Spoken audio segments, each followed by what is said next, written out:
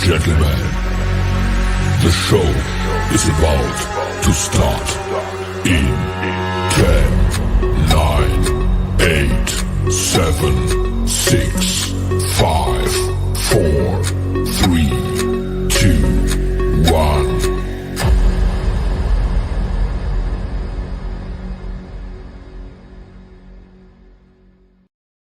The following program is rated TV MAL. It contains strong language and is intended only for...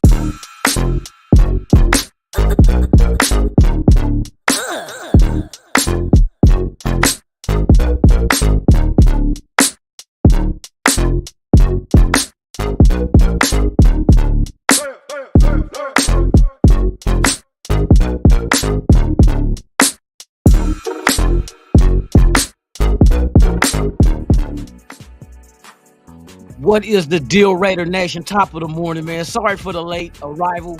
My fucking camera wouldn't work, so I had to restart the computer and reload OBS and StreamYard and all that shit. But we're here now. That's all that matters. Slow motion is better than none. You feel me? Shout out to everybody in the chat, man. Thank y'all for pulling up. Welcome to Good Morning Raider Nation live podcast with yours truly, Lunatic Raider. Man, it's all quiet on the home front, but we'll talk about whatever we want to talk about. Draft picks, potential, that is, some of these interviews Josh McDaniels gave, and as far as what they're gonna do, their due diligence, going and oh, matter of fact, well, let me get to that in a minute. As far as going over the draft picks, who they want to pick and so forth, they did bring in Jalen Carter to talk to him. They said they know the truth about the situation, and I just learned the total truth as well. Jalen Carter had nothing to do with that wreck that happened. He was involved in, he wasn't drunk. He was racing somebody, and the people in the other car lost control of their car during the race, and they wrecked, and a couple of people passed away in that wreck as well. So it wasn't nothing that Jalen Carter did. That's why it was a misdemeanor. He just got caught for reckless driving. But yeah, the other person in that car that he was racing lost control of their own vehicle, crashed, and that's what happened. See, so many people are so quick to rush to judgment and not know the full circumstances and the story behind what happened, that they automatically, I wouldn't take Jalen Carter. What he did is just as bad as Ruggs. No.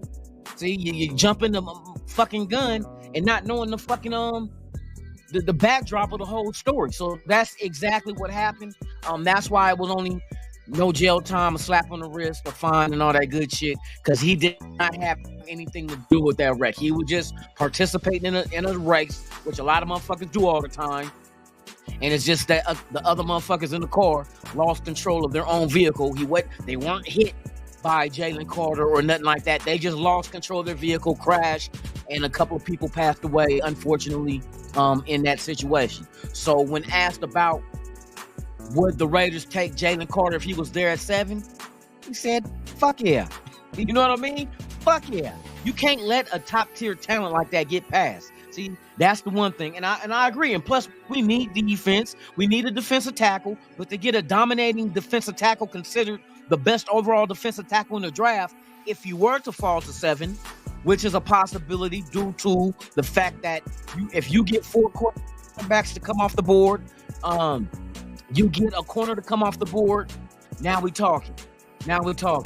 But hey, shout out to everybody in the chat, man. Thank y'all for pulling up, man. Let's go ahead and get into it, man. Shout out to my boy NorCal Raider Jesse in the building. For real, Eugene Powell. Good morning to you as well. On the good foot is JB and the JBs. What's the deal, man? Ozzy's in the motherfucking house, man. Top of the morning to you, my brother. Thank you for being here. Raider Kush is in the building. What is the business? Yes, indeed, man. It is Tuesday. What is it? Tuesday morning. Charlotte, Washington in the house, man. Good morning. Thank you for being here. Yes, sir. Let's see here. Who else we got? Digital Prayers in the building. You just got done reading this Mark Davis article and what he thinks what will happen this season. I've seen some of it. I think, and like he said, he takes full responsibility from everything that's happening. And it's not like the band ain't trying to get this shit back. And like not just back to be a contender, but be back as far as being on top of that mountain with that trophy. So, I mean, you can't knock the man. A lot of people say, oh, get rid of Mark Davis. Mark Davis did nothing but he can do to get this franchise in a position of being worth like it is. Now, we know it takes money to sign free agents. We know this. So for this man to get us the best fucking stadium in football, hands down, nobody's fucking with it. And for this man to try to bring us back to relevance, he's trying to do it every way possible. A lot of people say, "Oh, you're just trying to go the Patriot way." But come on now, it ain't like the Patriots ain't won 6 fucking Super Bowls. Let's keep it a buck. If these guys are at any other team, if these, say for instance, the Bears got 6 Super Bowls in their history, underneath the same tutelage of the GM and coaches and whatnot, and we decided to go to the Bears and get those motherfuckers because of their winning percentage and the fact that they know how to win, what you gonna say? Oh, we're trying to turn the Raiders into the Bears. Come on, bro, you can't win for losing. You trying to find the right formula to make this motherfucking team great. Look, make this team great again. You know what I mean? Hey, shout out to everybody out there, man. You know one thing, though, I know for certain. One thing I know for certain. I know what's better than 1 red ring. 2 of those motherfuckers, man. Top of the morning, 2 red rings. You know what I mean? Let's see. We got BL. We got Sinister Rain. Man, what is the deal with you, dude? Sinister, what's been up with you, man? I hope all is well with you, man. I hope everything is good with you. Man, it's good to see you back, my brother, for real. Yes, you've been away, man, for a long time. Yep, I'm 63 now. I got 4 grandkids. No, I'm fucking with you. Hey, welcome back, though. Big Worm, what is the deal, man? Top of the morning to you. Thank you for being here. Yes, indeed. Let's see us. We got it as motherfucker, right? Jorge C in the building, man. Hey, good morning to you as well. Man, thank you for being here, for real. Let's see. Oh, who else we got? We got Raiders Syndicate. What is the business, man? You in the building for real. Raiders all day, every day. Raider being in the building, man. Top of the morning to you. Top of the morning. Let's see. Micah Beasy, what's the deal, man? Top of the morning, man. Thank you for pulling up. For real. Let me see. Make sure I ain't forgot nobody. I ain't forgot nobody. I ain't no one. Let's see. Willie Wayne, Big Worm, Fear of the Nation. Top of the morning, man. Thank you for being here.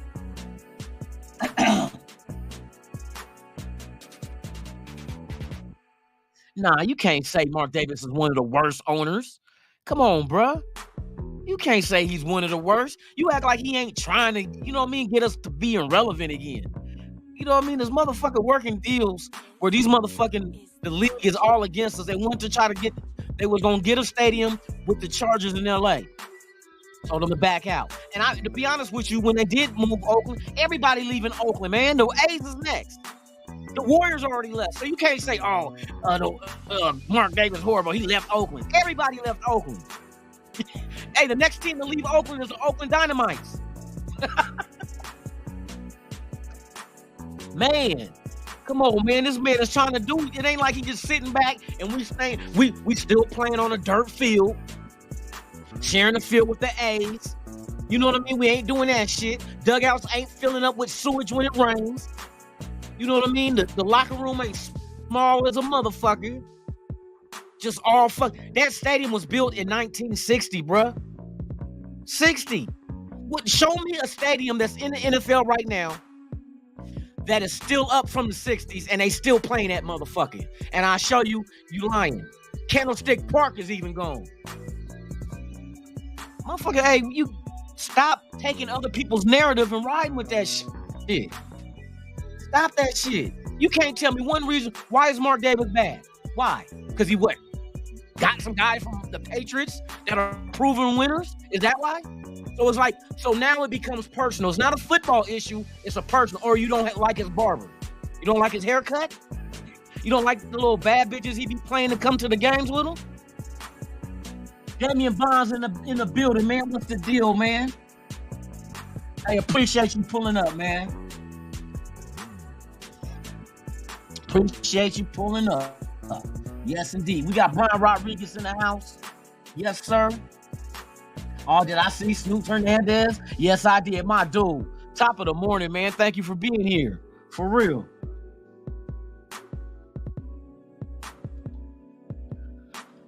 Thank you for being here. Now, see, a horrible owner is a motherfucker that don't do shit, that don't update your workout facility, that don't, you know what I mean? It's not. This motherfucker gave the best fucking facility to train all in football. The motherfuckers got restaurants inside that shit, multiple fields to practice on, indoors and outdoors. They got top of the line everything, but he's a horrible owner. I don't understand. I mean, what? Because they're not winning? Shit, you're not promised you gonna win. How many teams still in the NFL ain't got a Super Bowl? I'll wait. Who ain't got one? Who ain't got one? Raise your hand if you ain't got a Super Bowl. Move, Cleveland. I can't sit behind you, Cleveland. Move. Who else behind you, Cleveland? You know what I mean? Tennessee move. I can't see. Oh no. Texans move. Nope. They ain't got one either. Oh my. Chargers move. Oh, them too. But they're the greatest owners, huh? Those teams that ain't never won shit got the greatest owners ever. That's why I say quit. Frank White, what's the deal, my dude? Yeah, Ziegler know what he's gonna do. Like they said, their focus is to take the best available, and that's what you're supposed to do. Take the best available, and thank God. And I ain't gonna say thank God because it's a double-edged sword with this one. Thank God that we have here's this shit gonna be bad. Thank God we got multiple positions we need help at, which that's not a thing to thank God for. You know what I mean? Wish it was only one or two. But yeah, with all the holes on defense, thank God that we got options. So whoever is there, the best available that is there when we pick, most likely is going to be a player of need. So I mean, shit, I think we high on the hog right now. You feel me? We high on the hog. I don't think we could do wrong unless you reach. But they're saying that's not what they're doing. They're going to take the best available.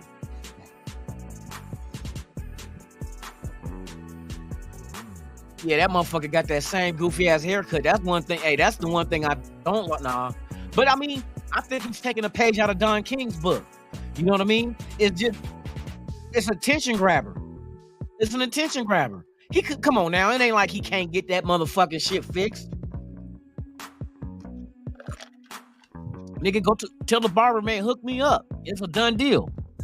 But like Don King used to comb his hair into a crown, because I remember he said that's why Don King used to wear his hair like that. He said it brought attention. You know what I mean? It's kind of like the shit you know him for. Like for instance, look at weak ass injury prone Davis for the Lakers. Unibrow. Come on, you could shave that middle part. You even went and got the name Unibrow trademark. So motherfuckers trying to find their little niche, and you know what I mean? That's the shit they're known for. So I mean, it's all business, you know, moves, motherfuckers. At the end of the day, you're your own brand. You're your own brand. You are what you make yourself. That's all an influencer on YouTube and anything else is. They're a brand. So brands pay them to promote their brand because they're seen and they're recognized. It ain't like you can't see Mark. Okay, look at this. If you ever seen the owner of, let's see, the owner of Detroit. Do you know what the owner of Detroit look like? Of the Lions? You know what the owner of the Lions look like? I bet y'all, matter of fact, here go a good one for you. I bet you don't even know who the owner of the Seahawks is. Kush, don't answer. I know the answer. I bet you nobody knows who the owner of the Seahawks is and what that person looks like. And no, it's not Pete Carroll. That's the coach. You know what I mean? But look, I bet you motherfuckers know what Mark Davis look like. He's a brand. Everybody know what Mark Davis look like. As much as they clown on him, they know who he is. Okay, nobody tell me who the owner of the Seahawks is. And I know that. I know it for a fact. And a matter of fact, I ain't gonna give no hints. Oh, bro, B. Al, if he was kissing motherfuckers in the mouth, that's horrible.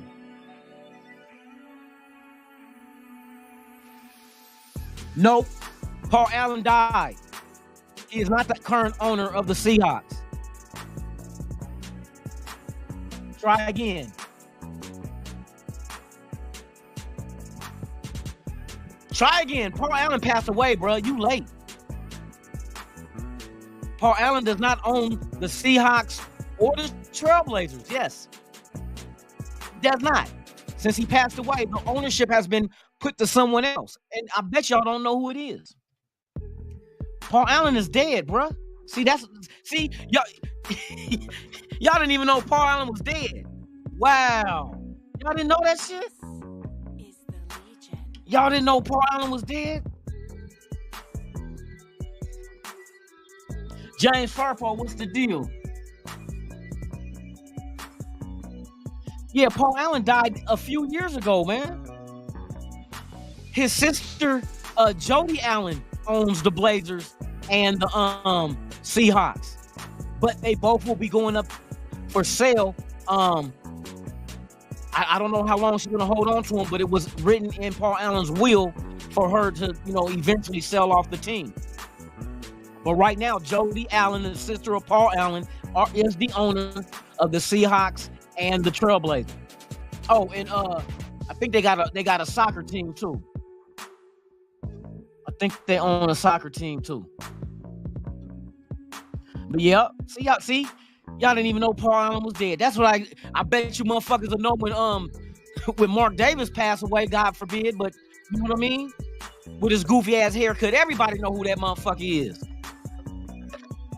That's why I'm telling you, he is a brand. And anything he's attached to is a brand. He is a championship owner of the Las Vegas Aces of the WNBA. He owns the Raiders. Everybody knows the Raiders. You know what I mean? But they see him attached to it. Of course he's not his father. He's not his father at all. Mark Davis been a businessman. Do you know Mark Davis was the one? Okay, you all ever watch football games and you remember, and it's in cold weather? You ever see that little pouch quarterbacks wear where they put their hands in it to keep their hands warm? Guess who invented that? Mark Davis. Yes, he did.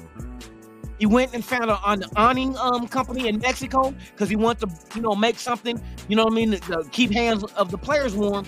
And he invented the hand warmers that you see every quarterback and other players putting their hands on inside. Around. It's kind of like it looked like a fucking fanny pack. But it's a hand warmer. Mark Davis invented that. Did y'all know that? Y'all don't even know your owners.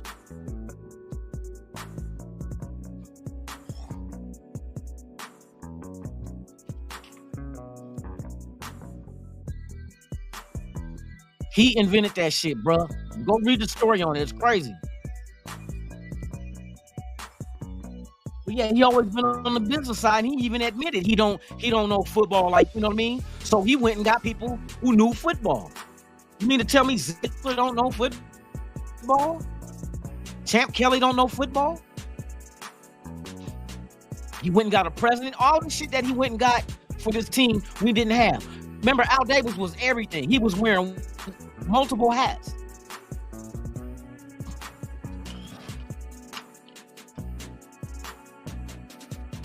I don't know who Medi one of one. Talk about Cap. Cap the what? Be specific.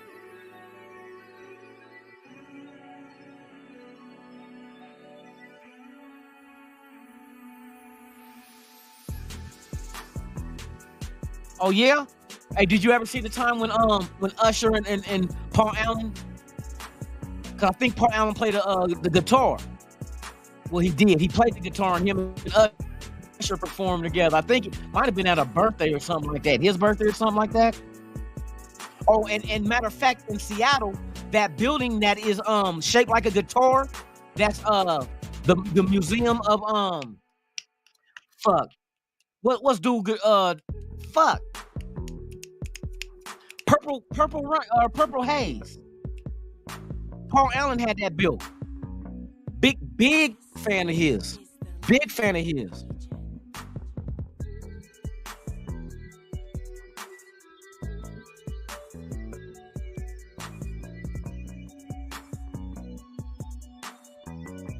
Hey, for real, Kush, motherfuckers don't even know that shit. They didn't know that motherfucker invented the hand warmer for the players. Now look, every team got one. Everybody got college. You know what I mean? Yes, indeed. Yes, indeed. See, people, y'all got to start learning the history of your team. If y'all gonna truly, really ride this shit and then be anti whatever decisions they make, y'all got to understand what they're doing.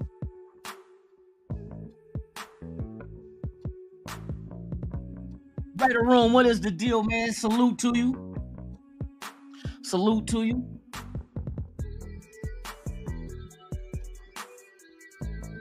Hey, if you see how Mark Davis put that and don't be surprised if they repeat this year, because he went out there and grabbed what's her name? Bruh. That Vegas team is loaded as fuck. He went and got the perfect head coach. The perfect head coach. Because, you know, she was under tutelage in San Antonio on the coaching staff. She was the first woman ever on the coaching staff under the coach of San Antonio Spurs.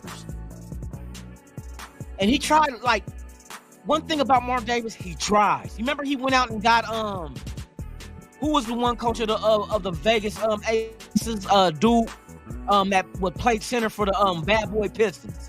White dude. Fuck. I forgot his name.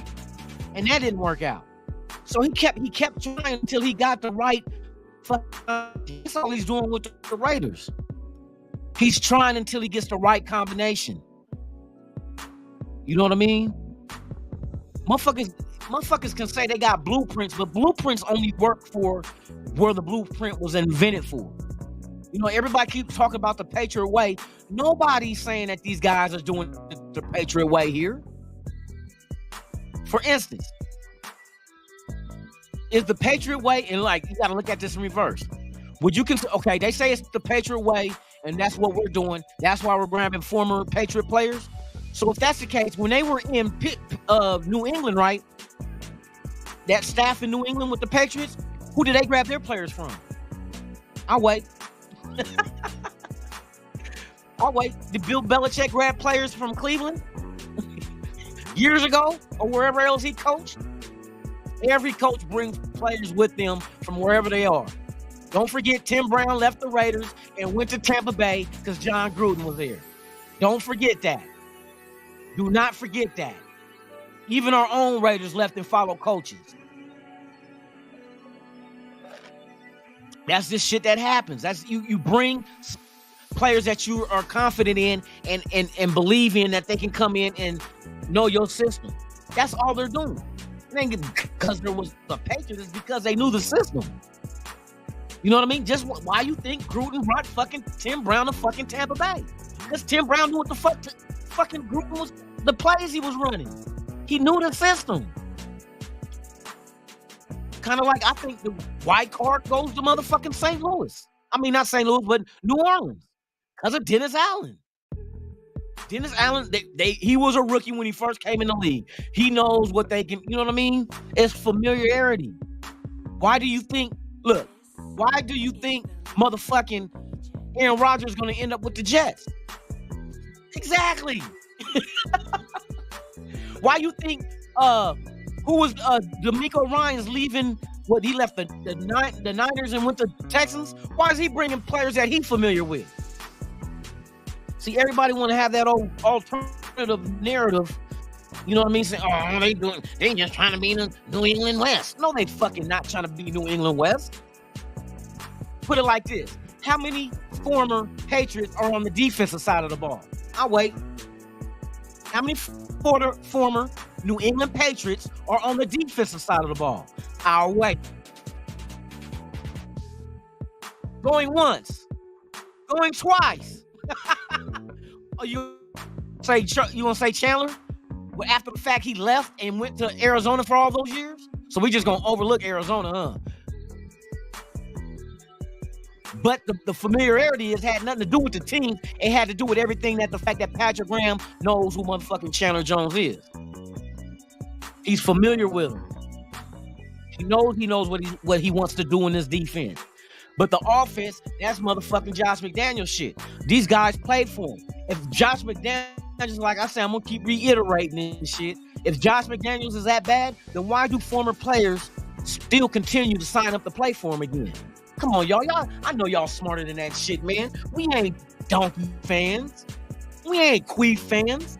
Come on, man.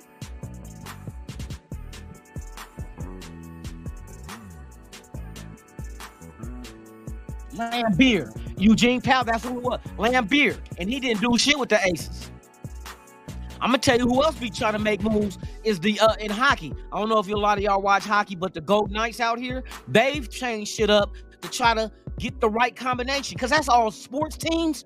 It's about having the right combination. The right combination.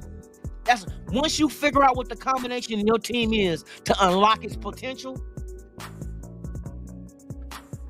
and you got to juggle around with coaches, players. You got to do all this shit to try to get the right combination of the whole team as a whole. Once you, like I said, once you unlock that motherfucking lock, watch. As soon as the Raiders figure out the combination they need to get this team back again, motherfuckers gonna be all this shit they've been talking, especially if it's the same dudes that make it happen.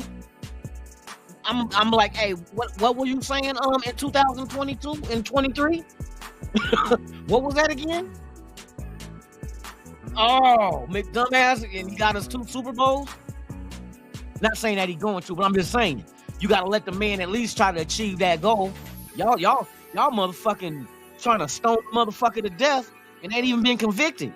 1 year? So that's what we doing 1 year. Why y'all wasn't this active against John Gruden after year 1? Come on, let's compare the records. Let's see how many records on offense were broken by John Gruden's offense. Let's see how many draft picks that we hit on in the first round under Mayock and see how that worked out. I think, hey, like Ice Cube say, I'm the nigga you love to hate. Motherfuckers love to hate motherfuckers 1 year. Boy, I tell you. If that's the case, nigga, we're going to be firing coaches every motherfucking year. We're going to have 10 coaches under contract and can't afford no free agents because all that signing bonus money is going to the coaches. Motherfuckers got to be, man, y'all got to be better than that. Man, exactly. Say that shit, Ozzy. It's not the, because look, what we're doing in the Vegas is nothing like what they're doing in the Patriots. Like I said, when they were with the New England Patriots, what motherfucking former players did they bring with them to the Patriots? There wasn't any because they all were homegrown. Damn, they're homegrown. So now we got a staff of people, and there's people on this staff that are being homegrown. Don't forget, they just brought in some more coordinators on the offensive side of the ball. They're bringing in homegrown talent to go ahead and groom these guys. Because you know for sure that, like, especially Champ Kelly, he's being groomed. You know when Champ Kelly, if he gets a GM position at another team, you know you get draft picks for that, right? You know that? Oh, yeah. You know that. You know if Patrick Graham gets a head coaching job with another team, you get draft picks for that, right? Oh, you didn't know that shit? Kind of makes you wonder, damn, we do got a black defensive coordinator and a black assistant GM. And if they go off to better jobs, we get compensation for that. These motherfuckers is playing a long game. Nobody probably even paid attention to that shit. They're playing a long game. They're grooming these dudes, and the next thing you know, they become candidates and then get hired, and now the Raiders are getting compensation, not from the teams that hired them, from the NFL. I think you get like 2 third-round picks. 2 third-round picks if you hold on. Let me make sure. If you get a GM hire from your own team. What is the draft compensation for one team having an assistant GM become GM for another?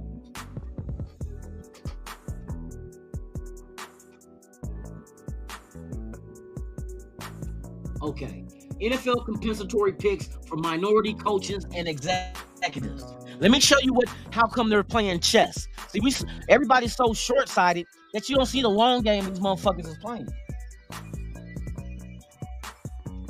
All right, let me see something.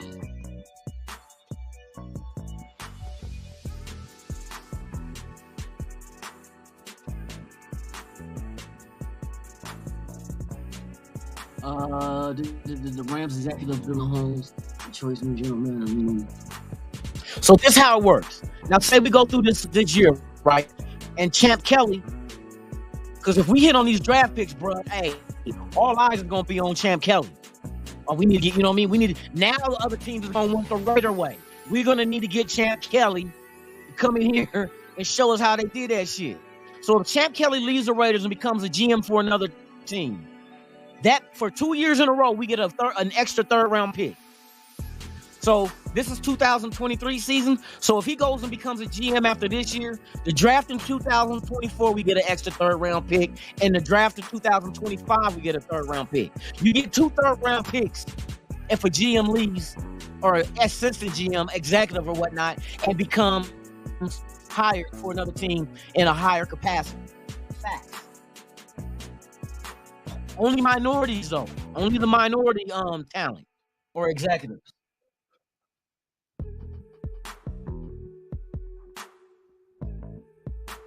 Man, if multiple teams with minority coaches expand, and I think with the coaches, I think you only get. Let me see.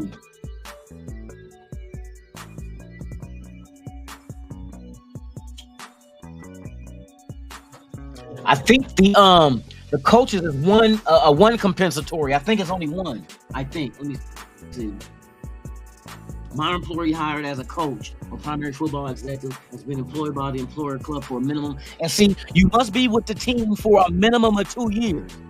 This will be year 2 for Champ Kelly and motherfucking Patrick Graham. And that's when only the compensatories kick in, and it's after 2 years with that club consecutive.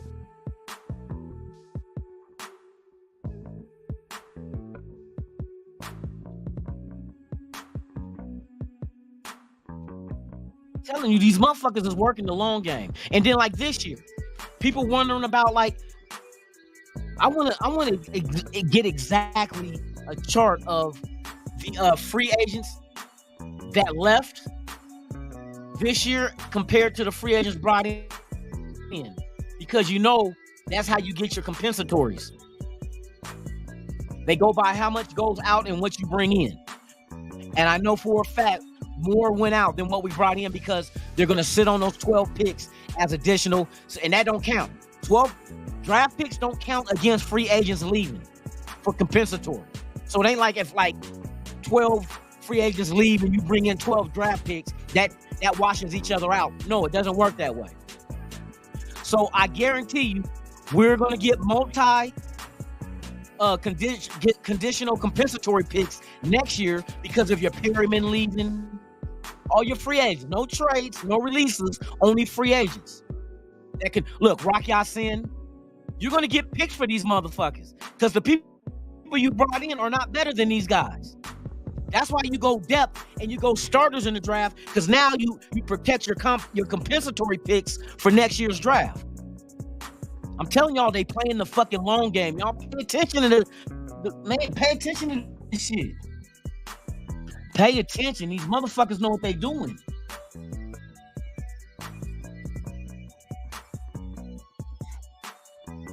Dial up Willie, what's the deal? Top of the morning. Hold on, let me get this shit out the way. I can't see this shit.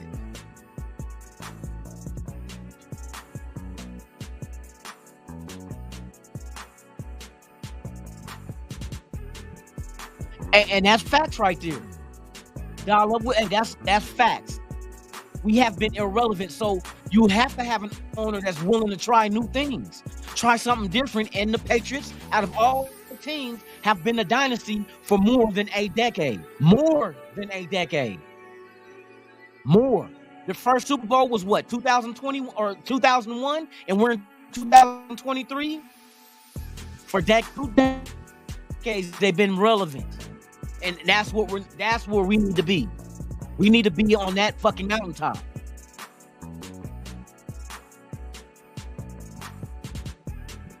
I agree.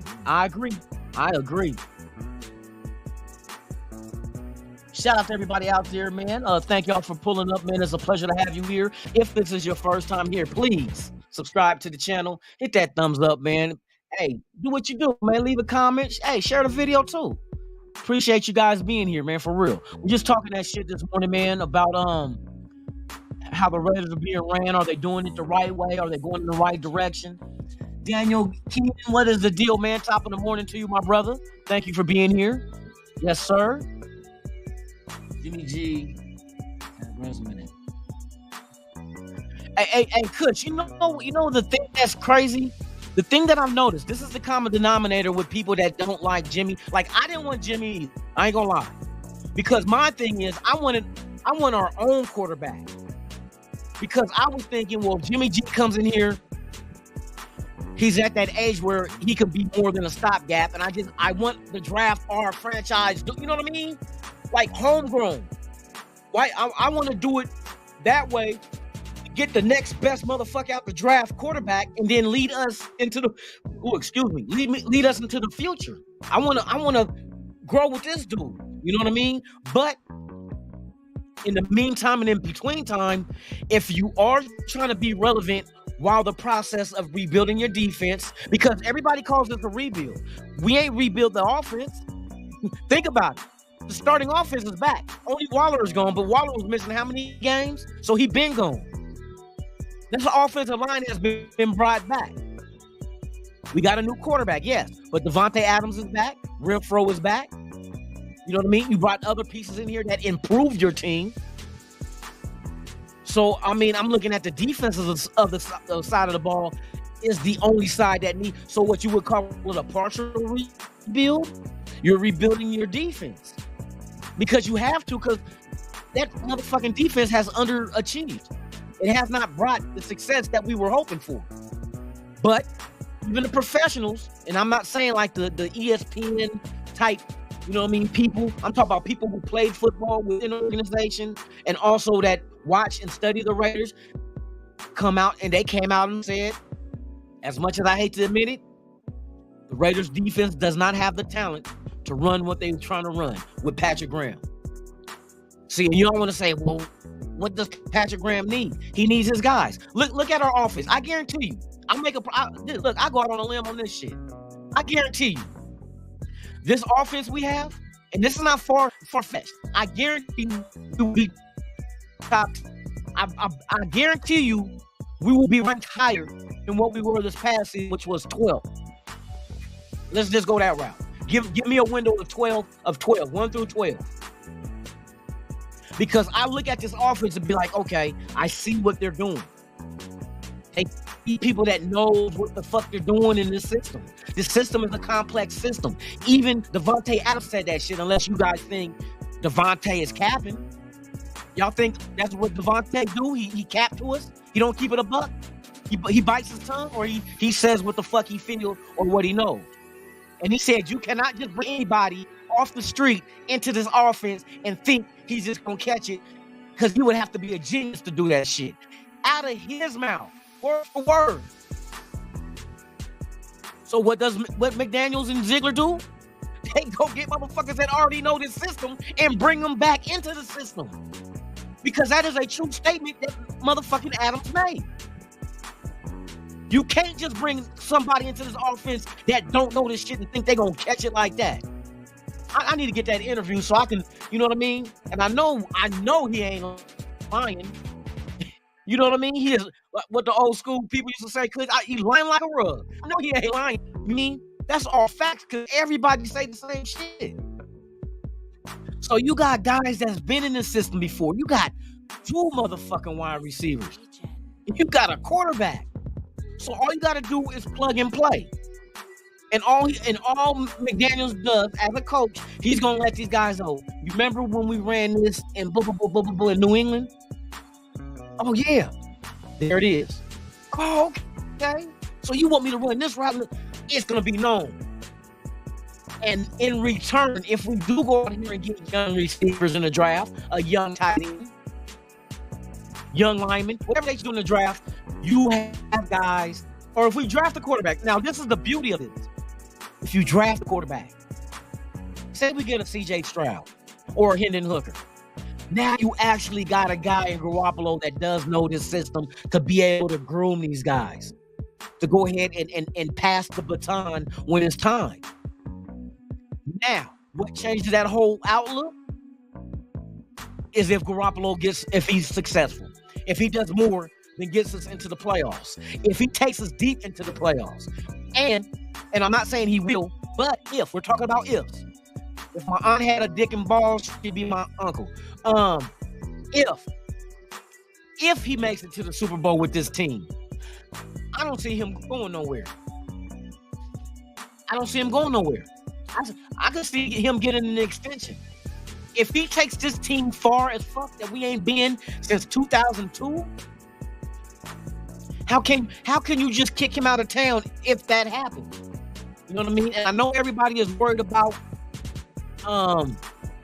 him being injury prone. I was too. Until I started digging through. I'm like, wait a minute.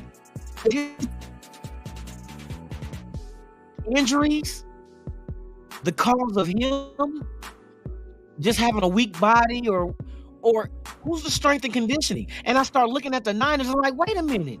Every quarterback that the Niners ever had were injury prone.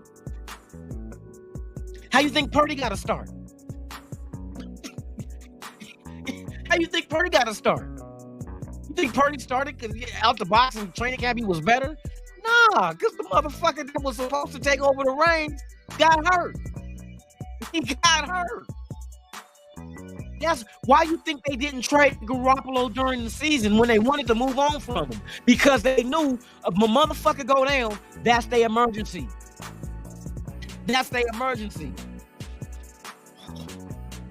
And then he got hurt. Purdy got hurt. Lance got hurt. Come on now. We can go back. You know what I mean? Something about the Niners and their health and conditioning is boo-boo. Not just the quarterbacks, everybody on the Niners team got hurt or gets hurt every year. Bosa, it don't matter, name them. Debo was hurt. Who else? Name them. They all been hurt, and they continuously to get hurt. Is that so? You mean to tell me the Niners drafted all injury-prone players, or is there something deeper than that? Is their health and conditioning just asshole boo-boo? Asshole boo-boo. Think about it. Everybody in the Niners get fucking hurt. I think their strength and conditioning is suspect, bruh. That's the common denominator. That Star Report, what is the deal, man? Top of the morning. But yeah, man, I think it's, man, and you feel, you know what? Raider, man, it's not just the offensive line because it's not the quarterbacks that's just getting hurt. Every year, somebody on the Niners go down. Every year. And not just one player, multiple players. Remember the little joke they played about the Niners? I'll show y'all. When they said the Niners' new logo? Hold on, let me show you. That's why it's the shit funny. And I start thinking, I'm like, wait a minute. Maybe it's not the players. Maybe it's their whole fucking, I don't know who the fuck is in charge of their motherfucking health and conditioning. But god dang, man, these motherfuckers is falling by the wayside. 49ers new logo meme.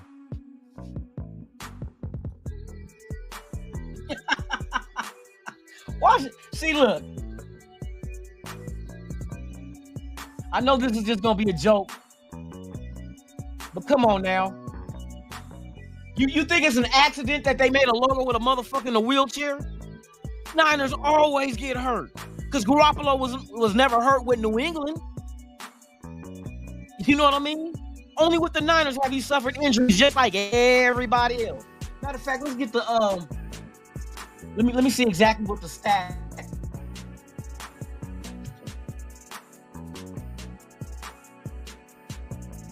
How many injuries did the San Francisco 49ers endure during the 2021 and 22 seasons?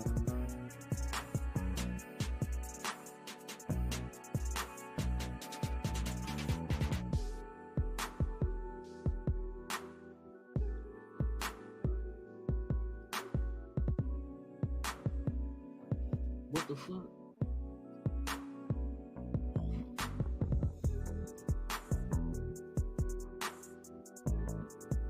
All right, y'all. I'm about to show y'all this.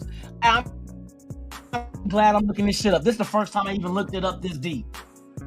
This is the first time I ever looked at this shit this deep. Are you fucking serious? I'm gonna show y'all the Niners injuries for the 2021 season. Look at this shit, y'all. In the red is the IR that they hit. Look at this shit. Look at this shit. This is all in 2021.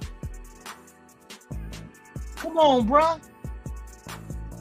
Those are all the injuries they had in 1 year. Man, they're injury prone. How many let me see the quarterbacks on here?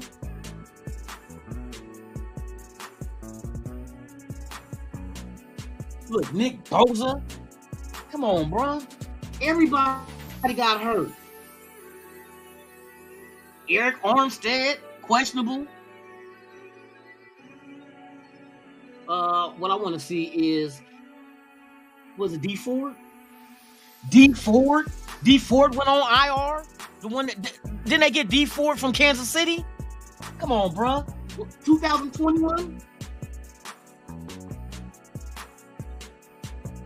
Garoppolo, we already know that, but his thing wasn't even extensive like that.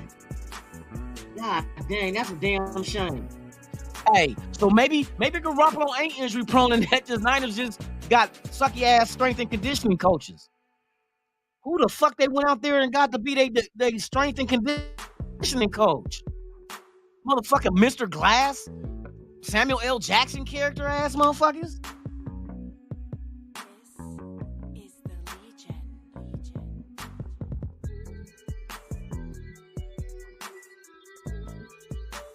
Robert Spillane, Pittsburgh. He's a solid dude. He's a solid dude. He's one of them. Now, when I say Max Crosby, I'm not saying ability. I'm saying as far as the passion, the motor, and just loves playing football. Like, he goes hard every snap. Hey, go watch some replays that he did on Carr. You know what I mean? The dude, and he's fearless. He is fearless on defense. What's the deal with it, Eddie? Eddie Willis in the building. Hey, bro, with Garoppolo, you don't have what you do is you go into it and you watch and see what he does. Don't go in there with no, you know what I mean, high expectations or low expectations, because we don't know. You know what I mean? They say, oh well, Jimmy there and the Niners, but the Niners does not run the offense that we do. So maybe this offense, like I said, the way I'm looking at it, the way I broke it down is, if you compare Jimmy Garoppolo to Carr, right? Some will say Carr is a better quarterback, which I can give you that. I can give you that. But I believe Garoppolo is a better quarterback in this system. That is the key. What system is he good in?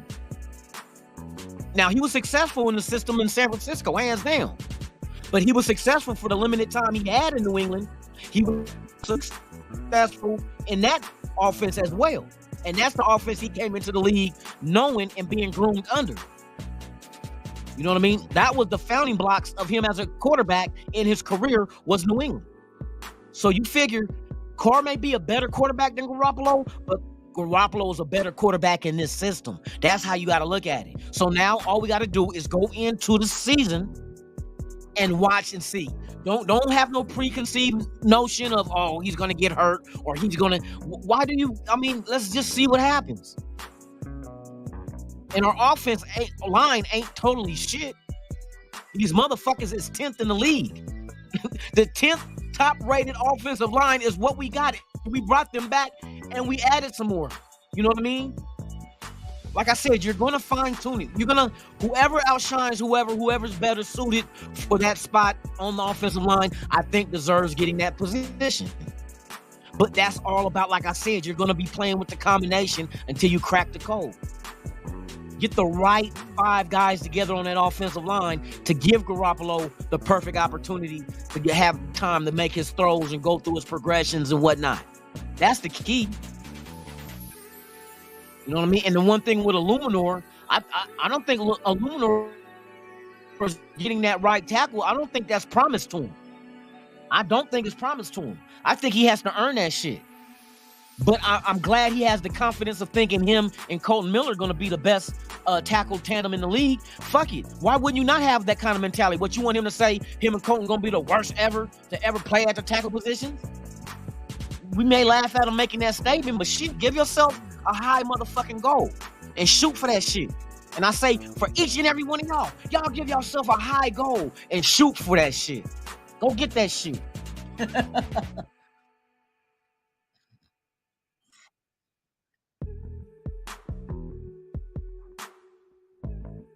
Hey, bro, if they come into this draft and we pretty much know the players out there that we'll ride with. If they pick them, I'm fucking with them. You know what I mean? Because there's a lot of them. It's not like just 1 or 2 players in this draft. Like, after 1 and 2, the draft just goes downhill. No, it don't. This draft is deep at defense, tight ends, there's quarterbacks. Bro, there's a lot in this draft. And we know a lot of these guys' names because we've been doing mock drafts. We've been discussing it. So now it's going to be interesting to go into the draft and watch what these guys do. And when they start picking these names that we like, fuck, we got them. You know what I mean? If Jalen Carter drops to 7 and they pick him, bam! You know what I mean? Shit, the mock draft I did, we got Carter and we got Kancey, man. I was like, what? Y'all done fucked up. Woo, and gave me the keys to the Lamborghini, boy. But hey, like I said, the fun of it is watching to see what they do. Just don't do don't reach. There's no reason for us to reach. That's the beauty of this shit. Like, there is no reason to reach. It's like, if we take the best available, that motherfucker's gonna be something we need. It ain't like, the best available is a running back, so we take a running back. No, hell, fuck no. You know what I mean? Hell no. Take the best available, but for need. And we got a lot of needs, so how could we go wrong? If we need everybody.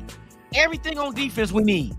That's facts. We need defensive tackles, edges, linebackers, safeties, corners. We need everything. So if the best available, regardless of what they play on defense, is there, take it. Fucking take it. Take it. That's how you build your team. You take the best available, and thank God, like I said, you're thanking them for our failure, but thank God we have a lot of needs. So we got options. We got options.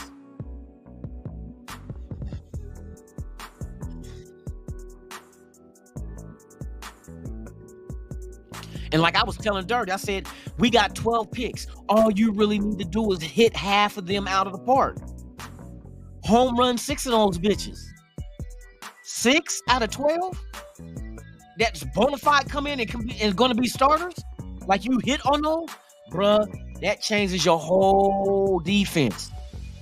Now you got a young core that you can just group all of them play together. So now when you get to the point where they all feed off each other, know what each other is expected, you know what I mean? And if they need help, you know that I don't have to look and see if my brother's coming to help me because I know he's going to be there because they all work in tandem.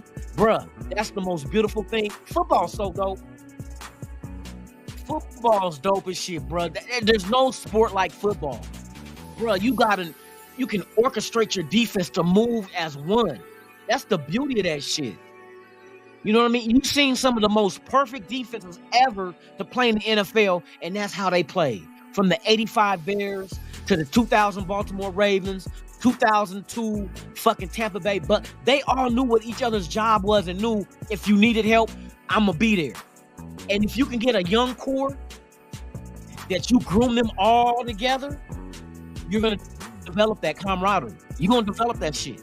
And you're just going to see a defense out there moving fast. They're not second guessing. You know what I mean? It's just, man, I would love to see that happen.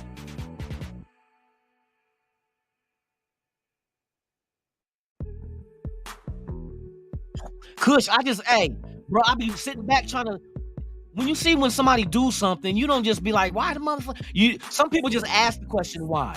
I really try to go look for the answer to why they did something. And like, they're not going to tell us the shit. So we pretty much got to just go ahead and addition through subtraction. Well, we know he ain't doing this. But I'm looking at it like, okay, and you got to factor in the cap numbers. You got to factor in the players you already have. You got to factor in the players that left. And then also looking at the draft. So they're using everything which you're supposed to. Free agency and the draft, they're using it in unison. You know what I mean? At levels. We only got so much cap space. We need depth. My intention of going into the draft is not to draft depth. My intention is I expect to hit on every draft pick. Not saying that you're going to, but you got to have that expectation of going into the draft that every pick you make are going to be straight, dope-ass picks, right? Now, you're going to have some that fail. Then you're going to have some diamond in the roughs that fail into the mid-late rounds and end up being like, oh, shit, where you get him from? You know what I mean? You're going to get those. But you don't never go into the draft expect to go into the mid-late rounds and saying, all right, here in these rounds, we're going to draft backups. And you get some special teams depending on the depth already at those positions on your team as they exist. You know what I mean? Like, for instance, if we go out there and get a dope-ass tight end, we know that motherfucker ain't starting just because of what we already brought in. We know he's not starting, but that's good depth to go ahead and groom him because a lot of these guys only got 1 year deals. They're pretty much going to walk after this year unless they fit what we're doing and they're very productive. Then we bring them back. And that's how you grow your roster to be filled with talent that fit what you're doing and everybody's productive. But it's a process. It ain't going to happen overnight. But free agency and the draft, working together, hey, you can do that shit.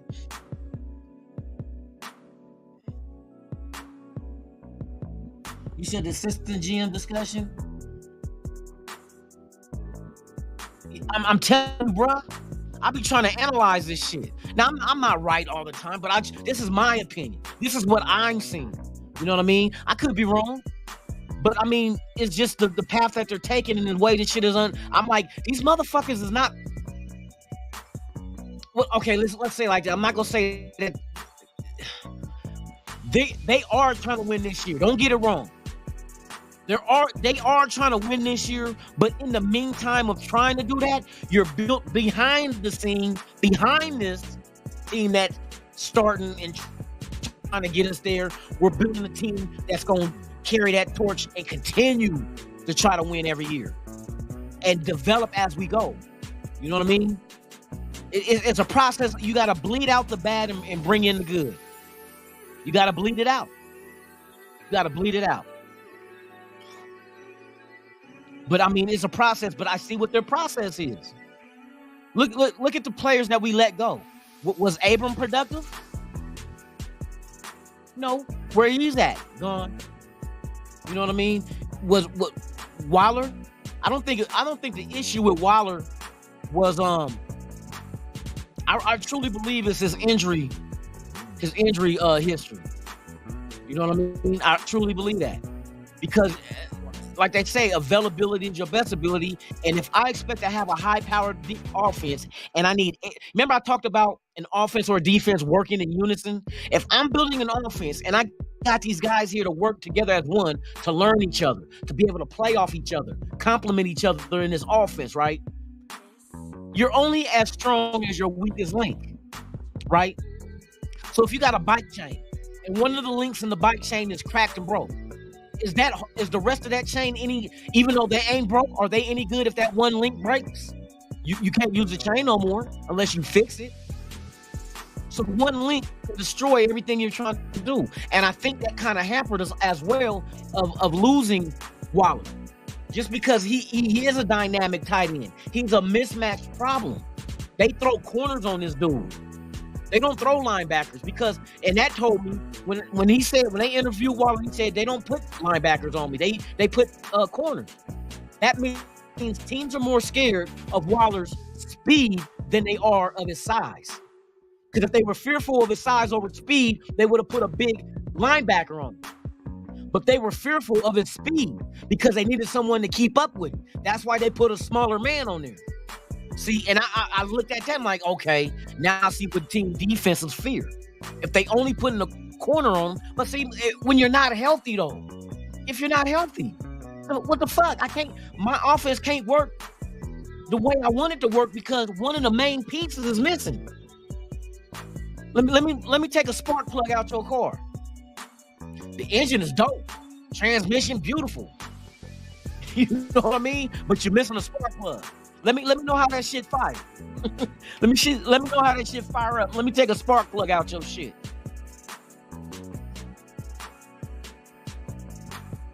Hooper the dope fast. I like that shit.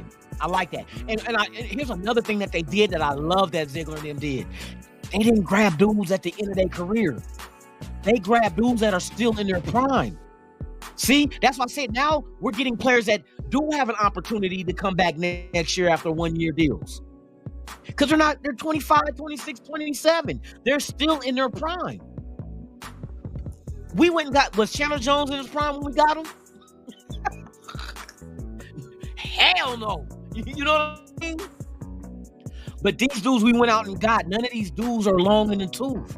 That's the beauty. Give them an opportunity. Let them compete. See what they do, how they fit our scheme and our system. We'll evaluate. See, that's why this whole first year with Daniels and them, it was an evaluation year. Why do you think they made so many moves? They traded Edwards, you know what I mean? And then they released Abram. They brought in this player. They claimed Tillery. This was an evaluation year. You're supposed to do that in year one. Year one, you got to see what my personnel is. Let me put them out there in my offense and see, can they contribute or are they hampered by not being able to fit in what they're trying to do? If you don't fit, you must have quit. Shout out to OJ Simpson and OJ the tight end. No, let me quit. But yeah, if it does not fit, you remove that piece and find something that does fit. You know what I mean? Don't sit there and be trying to jam a motherfucking square peg in a round hole and you just keep doing it over and over, thinking, I'm going to get this motherfucker in there. No, motherfucker, grab a motherfucking round peg then. You know what I mean? Quit trying to force a square peg in a round hole and just go get your round fucking peg. Duh, problem solved. I'm telling you, man, just sit back and enjoy the ride. That's all I can tell people. Year one, you analyze your personnel. You see what fits. You see that don't, and you make the moves accordingly. You get rid of those who don't fit. You go out there and get people who does. And we know we didn't have a lot of salary money. We didn't have money like the Bears. You know what I mean? And like I said, if you're going to go out there and sign a big name free agent, 20 plus mil a year, you better have a team that's only you feel is 1 or 2 pieces away from winning a Super Bowl. That's the only time you go ahead and shoot your load on 1 or 2 players at that price. You got $50 million under the cap and you want to spend 20 on a defender. You know what I mean? You look at Garoppolo, we got him below market value. And we needed a quarterback. Unless y'all was going to be happy to sign Stidham, have Stidham as a starter, but yet Stidham will not be the starter in Denver. And Denver was worse in our division. So what's that telling you? We knew Stidham was back up. Shit, the Raiders didn't make no motherfucking press to try to bring Stidham back. We'll give you more than Denver giving you. No, we're not. We got a high pick. We're going to go draft a quarterback and groom him. When that motherfucking quarterback ready to play, depending on if Garoppolo does not pan out and we don't do anything in the playoffs, then we can move on from him and let the young guy take over, and he has a higher ceiling. Because right now, Garoppolo is what he is, which is not bad because he is a Super Bowl quarterback. He is a NFC Championship quarterback. He won many playoff games. But can he do that here in this system? We gonna see. Like I said, don't be too high, don't be too low. Be even keel and just watch the story unfold. That's all you can do. Watch the story unfold.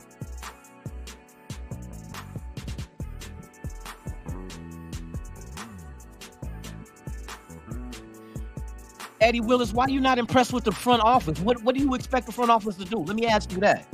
What was your expectations?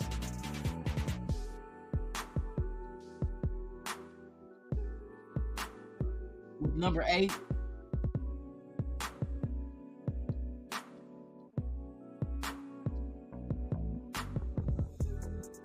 Man, I wouldn't. Hey, if put it like this, if the Raiders went out and got Lamar Jackson, it would have been wet. He would have took up our salary cap, and in return, we would have to give up some draft picks. So you think our defense is good enough to wait another year? Or matter of fact, wait a couple of years to get good again? Because Lamar is not going to win with a horrible defense. I'm telling y'all, hey, y'all got to use better. Y'all got to analyze this shit for what it is. What you expect the front office to do with $49 million? Let's keep it a buck. $49 million, and you had over 30 fucking free agents leave the team. How do you get those 30 spots filled? Okay, you got 12 draft picks. All right. Okay, you got 30 draft picks. So where do you get the 18 players from? To fill up the rest. You know what I mean? 12 spots to be taken by the draft picks, and all of them ain't going to start. So we had 30 fucking free agents from this team. Matter of fact, let me see how many we had. I don't want to give y'all the wrong number. How many free agents does the Raiders have in 2023?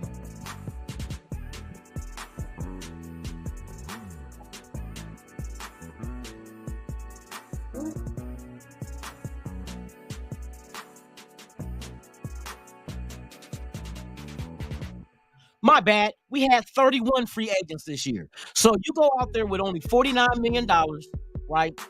You go trade for Lamar Jackson. You give up 2 first-round picks if they don't match. That's only if Baltimore decides not to match. So you're giving up 2 first-round picks. You're giving up, what, 50 mil? He's going to get about 50 mil, and we only had 49? Let's see how that going to work. And now we fill one of the 31 free agent holes on his team with Lamar Jackson. Where do we get the 30 other players from? With no cap money and only 12 draft picks. Well, no, it won't be 12. It'll be only 11 because we gave up our first round pick to Baltimore and also 2024 first round pick for Lamar Jackson. So how do we fill the 30 empty spots on the roster with no cap space? I'm trying to tell y'all, don't just look at it on the surface. You got to understand everything behind it. You got to understand everything behind it, man. You can't just, you know what I mean? Yeah, it's the big name. You get enamored with the name of the free agent or potential and not going ahead and counting out what it's going to take to get them and how does that hurt us. You got to look at, when you run a team, you got to look at every aspect. Every aspect.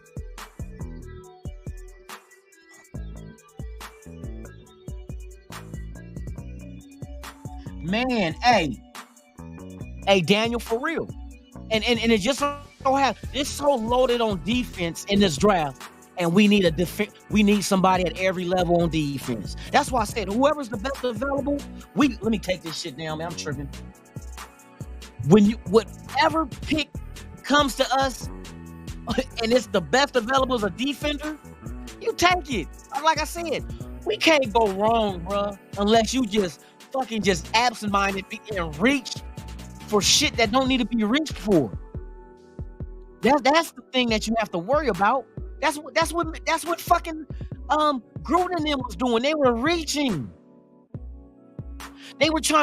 What they were trying to do is outthink themselves and try to get something that could be a grand slam.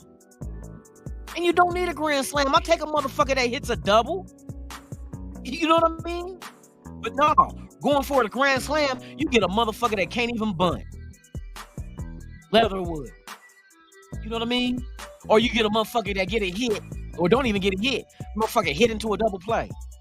I'm using a baseball analogy.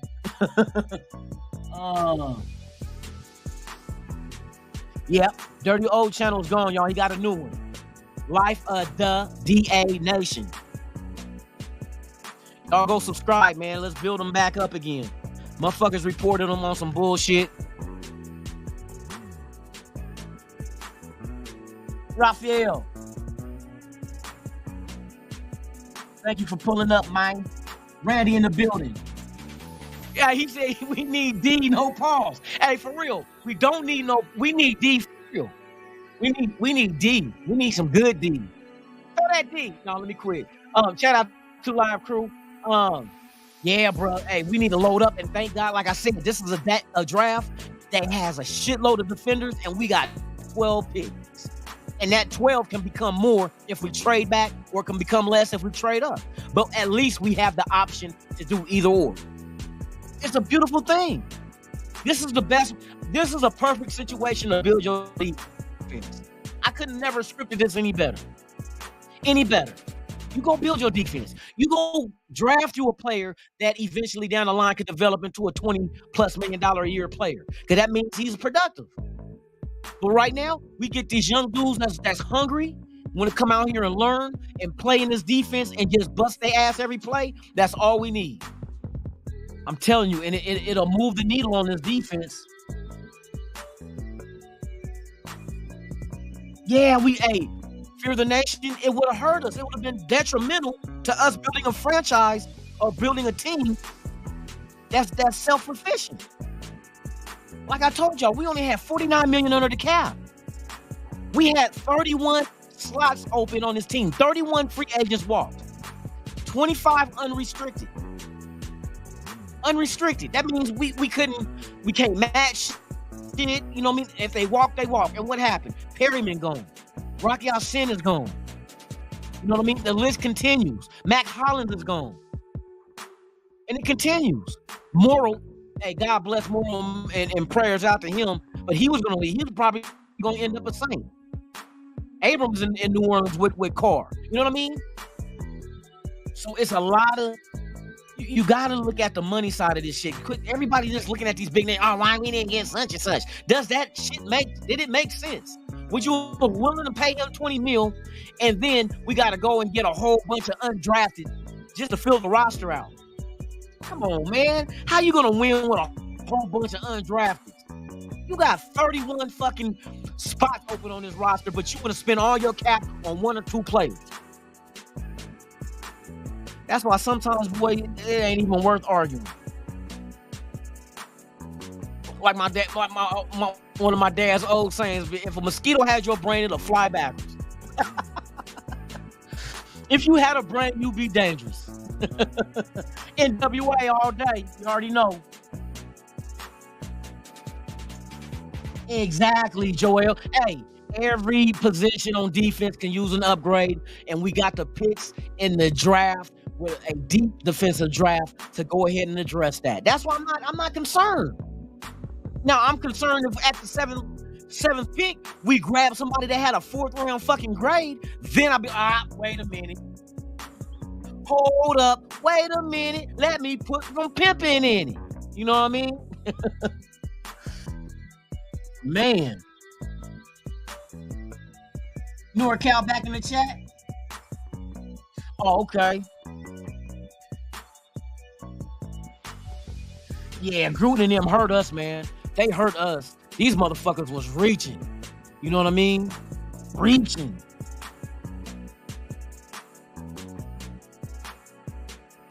Exactly. We would have been broke with a whole bunch of unaddressed ass positions.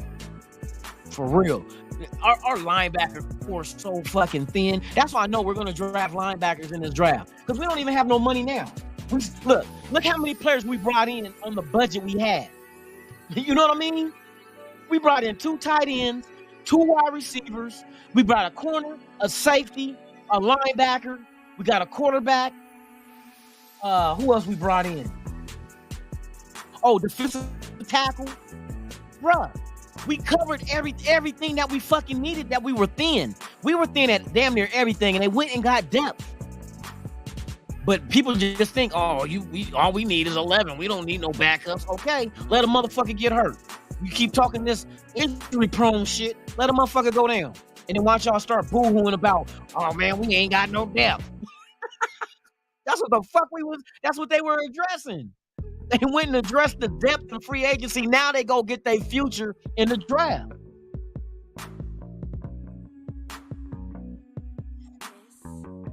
Yes, sir. Man, we got to shout out to everybody that's out there, man. Hey, subscribe if you have not, man. Hit that thumbs up, man. Thank y'all for being here. It's a pleasure. For real.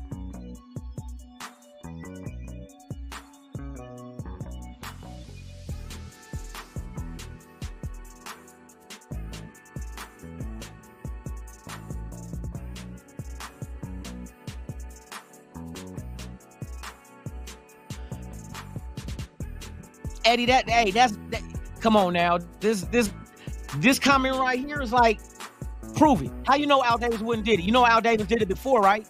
You know Al Davis brought in Jim Plunkett, right? You know that, right? Who you talking about?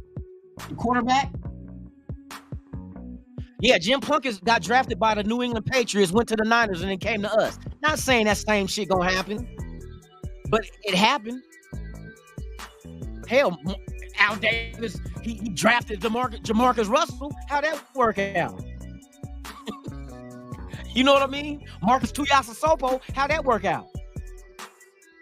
But that you can't be making those kind of statements and not have any backing to it.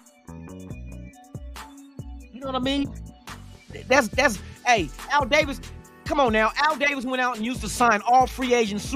Okay, who was the linebacker from was it the linebacker from the Cowboys that was MVP of the Super Bowl? And we signed him? Nothing. And Al Davis signed him? Nope, nothing happened. He sucked. What about D'Angelo Hall? Remember we gave him $1 million a game? After 8 games, we cut him because he was getting his ass toasted. Al Davis did that shit. Like I said, every motherfucking front office is gonna make mistakes and be successful at some. You just hope the success rate is higher than the failure. But Al Davis did a lot of suspect shit too, though. He wasn't perfect. We talking like Al Davis was like Gandhi. You know what I mean? I mean, he's a hell of an owner. He done his thing in the past, but there's been times that he didn't. You know what I mean? There was times that he didn't. Like, let me see, who else? Draft-wise. I know Marcus Tuiasosopo out of Washington didn't pan out. Oh, what about the redhead dude, left-hander out of USC back in the day when they were in LA? Al Davis took him too. Didn't pan out. You know what I mean? Then you go after Hostetler. Hostetler was solid. Free agents. Then you go after fucking Jeff George. Then you go after... Come on, man. We started going, man, come on. We started getting quarterbacks, man, just trying to reach, and nothing. Nothing. And Al Davis made those moves. Shit. Fucking,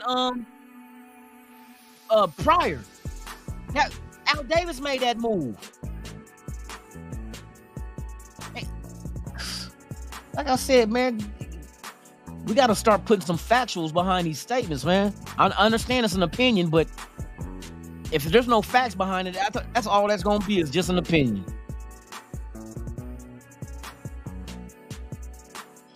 Let me get up with this motherfucking chat, man. Fuck, I'm going to have to skip a lot of shit, y'all, so don't be mad.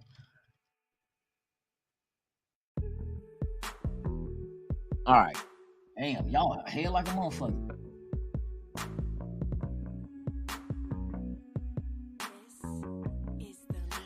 I would not fuck with Levis. Yeah, Levis got an arm, but you know he had 10 interceptions last year and 13 the year before. With his 2 years in Kentucky. 23 fucking interceptions in 2 years. At the college level. Not like they playing 17 games. At the college level. 23 interceptions.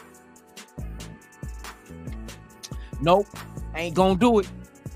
Ain't gonna do it. Fuck his arm strength. But shit, fuck that shit. Yeah, but you see, Wagner got $7 million. They ain't giving no linebacker $7 million.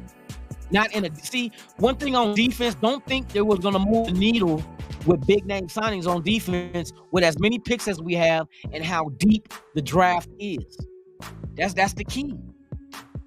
It's a deep ass defensive draft, so that's where you shift your draft picks towards. Your free agent money went to the offensive side of the ball, but you also went and got some depth pieces as well on defense. I would not go into this draft trying to draft a whole lot of offensive players. If you're a team that needs offensive players, this is not the draft to go out there and just unload your picks on offense. Because what you'll end up doing, you'll grab a wide receiver and you'll grab him over a linebacker that could be a potential Pro Bowler or maybe even a Hall of Famer. But since you needed a wide receiver, you overlooked the best available at linebacker. See, that's the kind of shit that hurts you in the long run. Now, maybe that wide receiver does pan out. But what if he don't? We're going to always be sitting here revisiting this side about, damn, we drafted this dude and we could have got such and such. And that's real shit.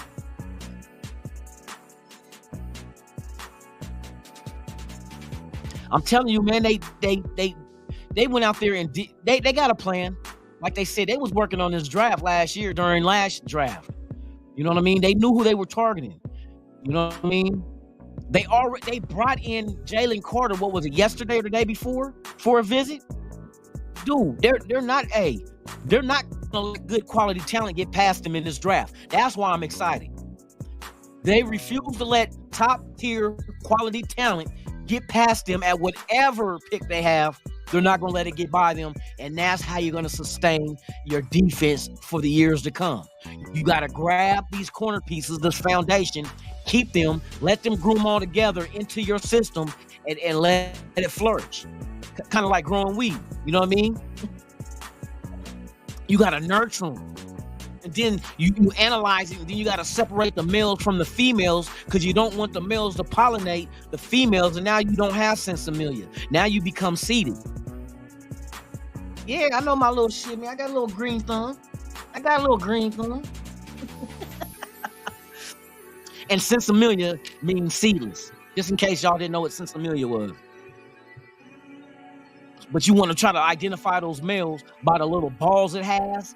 You know what I mean? And then the females have the little white pointy thing that would catches the pollen to go ahead and and become seeded. But you want to get rid of the male. So you go out there and get your shit. You analyze at the end of the season. Now you know, especially these free agents, you get rid of the males. Keep all females. We can get the bomb shit. So we can get the bomb shit. You know what I mean? I want the bomb. I want the chronic. I need to get fucked up. Make my shit the chronic. Come on now. Hey, shout out to motherfucking the chronic. For real. There, that's the word right there. Pistols. Yep. Pistols. Pistols. That's what it is, being pistols. There's no, I told you, Daniel, there was no off the field issue with Carter. Look, once again, here's the story with Carter. Everybody like, I wouldn't take Carter because Carter had nothing to do with what happened with the motherfucking, the passing of the two people in the car when they were racing. He was racing. He was not under the influence of no drugs or no alcohol. The car that he was racing lost control, crashed, and died. That's what happened. He had nothing to do with that wreck.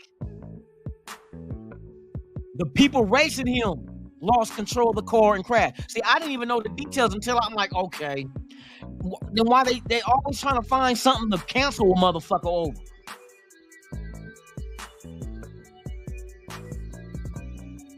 Shit, I'm taking Carter. He ain't did shit wrong. I'm taking Carter. Fuck that. That's hands down the top defensive tackle in the draft. Why would you not? And we need a defensive tackle. Why would you? So if they took a wide receiver over him, you'll be happy? If they took a wide receiver at 7 and Carter is there, you be happy with that selection? Or if they drafted a center over Carter? There's nothing even on Carter's record to even make you think that, oh man, we're gonna have an issue. Nah. Even Ziegler and them came out and said, oh, we know the truth. And if there's an opportunity to get dude, hey, we definitely would fuck with him. Shit, why else would you bring him in for a visit? No beer this morning. I'm drinking water, ice water. I gotta take care of some shit today. Oh shit, hold on.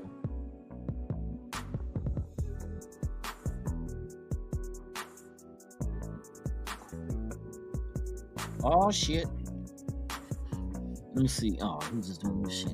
Yeah, but shit, if you got like in my mock draft when I got Cansey and Carter at DT, what? At DT? I like Cansey too. I like Cansey, man. But I like Breeze. You know what I mean? They got, like I said, they got some hitters in this draft, dog. These motherfuckers, all they got to do is just get the right pick, the best available when it's time to go. Don't overthink that shit. You know what I mean? Unless you come into a situation where 2 players are available, one you got at 1A and the other one's 1B, like it's a toss. And then if that's the case, shit, I don't know. There's gonna be some instances where you can trade back, guaranteed. We'll see what's available and what we can get. And hey, trade backs, man, that shit can happen for real.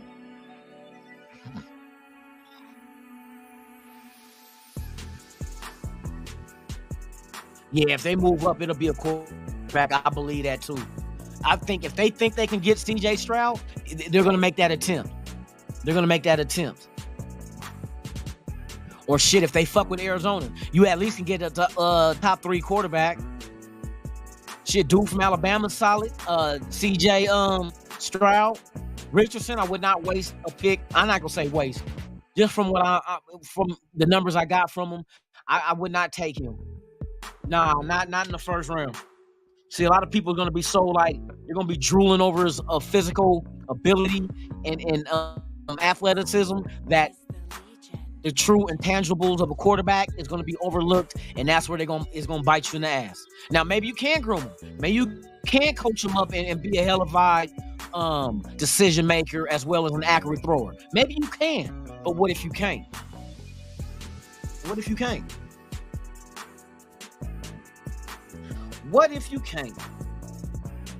Then we're going to be sitting about what quarterback you should have took.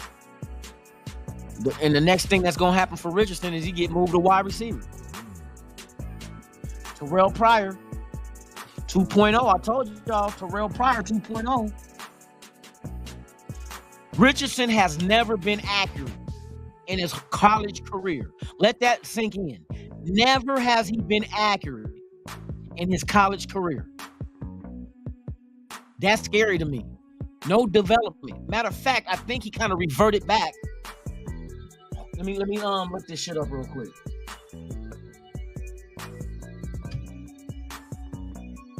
Anthony Richardson.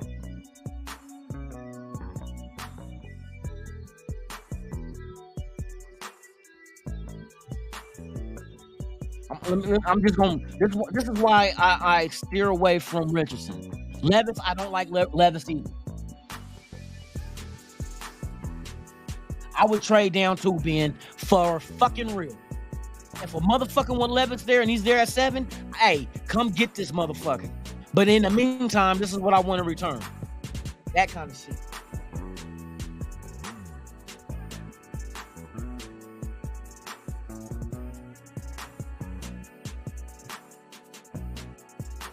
Where is my let me show you Richardson's career college stats, bro. This is what fears me.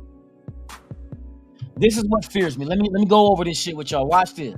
This is Richardson's college career. 2020, he only played 4 games, okay, mind you. He completed 1 pass out of 2 attempts, right? 50% is his percent at, of course, 1 for 2, 50% completion. Now let's go into 2021. He played in 8 games. He had 38 completed out of 64 attempts. He was at 59.4% completion rate. Right? Now let me show you where he reverts back. Look, there's no trajectory of him progressing forward. So after 2021, we come down to 2022, he drops down to 53.8. And that's with 12 games. Bruh, he had 17 TDs and 9 interceptions. Look at 2020, 6 TDs, 5 interceptions. And then the first year, which he didn't play that much, he was 1 TD, 1 interception. Bro, those numbers don't. I'm scared of that shit. He's never seen 60% completion rate. Never. Now let me show you with Will Levis. I'm gonna show you why I don't like Will Levis. So that shows me right there that his accuracy is off. Bro, he 53%? Are you fucking serious? And this is the 3rd year that you're the starter? Scary shit, y'all. Y'all, hey, fuck how fast he jump and how fast he run. Or how high he jump and how fast he run. Now we're gonna go into Will Levis. I'm gonna show you the shit that scared me about this motherfucker. This motherfucker, boy, hey, he's a turnover fucking machine. He's a turnover fucking machine.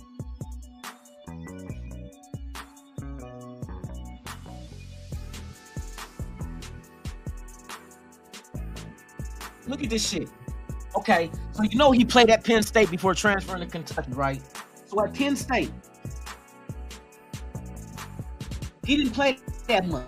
He had 6 games. He had 0 games in 18. 2019, 6 games. 2020, 8 games. Now let's go to Kentucky because these are the numbers that matter. With Kentucky, right? 2021, he had 24 touchdowns with 13 interceptions. Last year, he had 19 touchdowns with 10 interceptions. He has 23 interceptions in 2 years. In only 24 games. So that's damn near a fucking interception every game for the last 2 years. Come on, bruh. Come on. And matter of fact, God dang, are you fucking serious? And look at his completion percentage. 65-4, 66. Yeah, but he turns the ball over.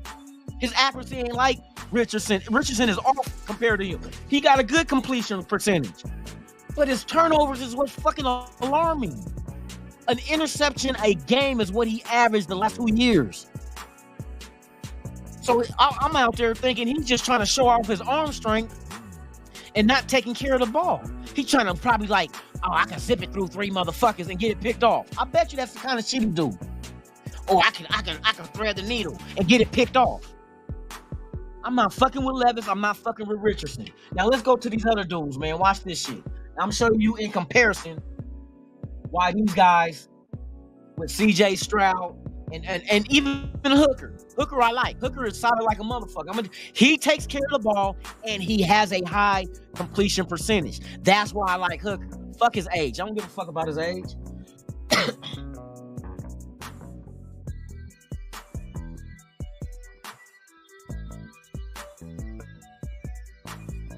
And Stroud put up numbers too, though. I like Stroud. Hey, Stroud he's a TD monster, boy. But you can look at him like, well, is it because of the talent around him at wide receiver? It could be. But if the Raiders took CJ Stroud, what about the talent on this team around him at wide receiver? Does that change anything? You feel me? If you can produce like that with the talent around you, then put him in a position of having that kind of talent around him. Watch what this motherfucker did. I like Stroud. Hey, that's my number one go-to if we can get him. Look at this shit. CJ Stroud. Look, 2021, he had 44 touchdowns and 6 interceptions. Last year, he had 37 touchdowns and 6 interceptions. With a completion percentage. 2021, he was at almost 72% completion with a 66.2 completion the following year, last year. He's accurate. He doesn't turn off the ball, and he scores. He scores. This motherfucker had in college, where he played no more than 13 games in a season, he had a total of 81 touchdowns in 2 years. He threw 81 touchdowns in 2 years. That's ridiculous. That is fucking ridiculous. And those are all passing touchdowns. And no more than 6 interceptions compared to 44 and 30 fucking 7 touchdowns. Come on, my goodness, my guy. My guy. My guy. That CJ Stroud is that dude. Stroud is that dude. High volume at touchdown. So that tells me, I know there had to be a lot of red zone opportunities that he cashed in on. And he does not turn the ball over 6 times. And then he was at, 72% 2 years ago? 66 this last year? Oh, I'm not even showing y'all this shit. See, this is his shit right here. CJ Stroud. Bruh, 44 touchdowns and 37 touchdowns with only 6 INTs. Completion percentage, 71.9% and 66.2%. That's the real deal Holyfield right there.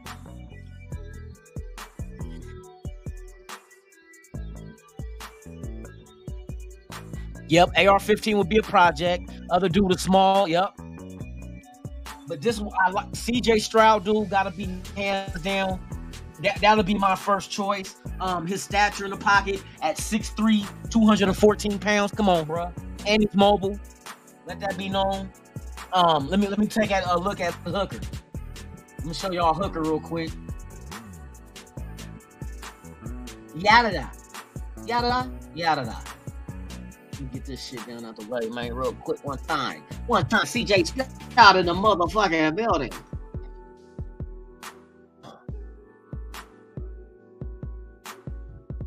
And you know Vegas needs a good hooker. Come on now, y'all know Vegas was built for a good hooker. I'm gonna do Bennett next. I'm gonna do Hooker now, and then we'll go look at Bennett from Georgia. I like him too, but you can get him later. You know what I mean? All right. Now I know a lot of people knock Hooker for his age, right? But you got to remember, this dude is 6'4", 222 pounds. He's 6'4", 222. Hooker's not no little dude. This nigga played basketball too.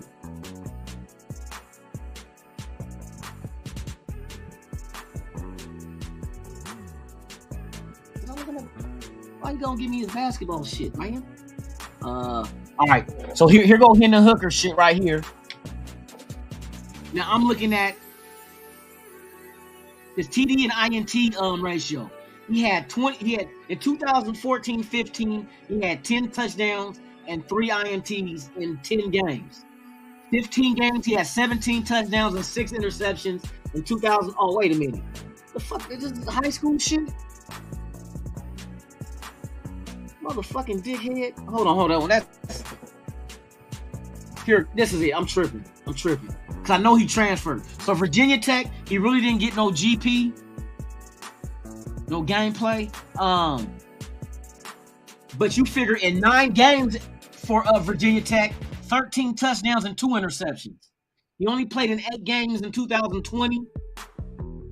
Because don't forget, COVID had motherfuckers sitting out.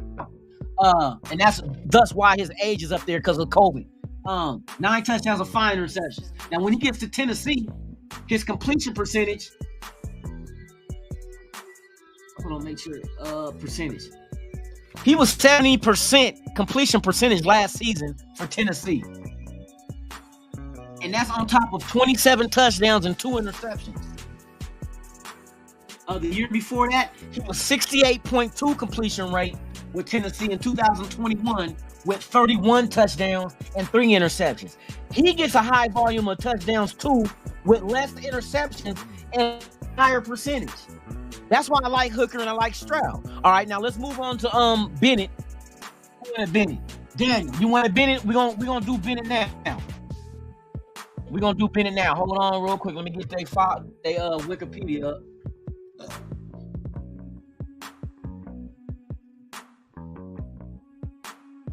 This is dope. I like. Hey, we got a month till the draft, y'all. We got a month countdown. Let's go. So let's go.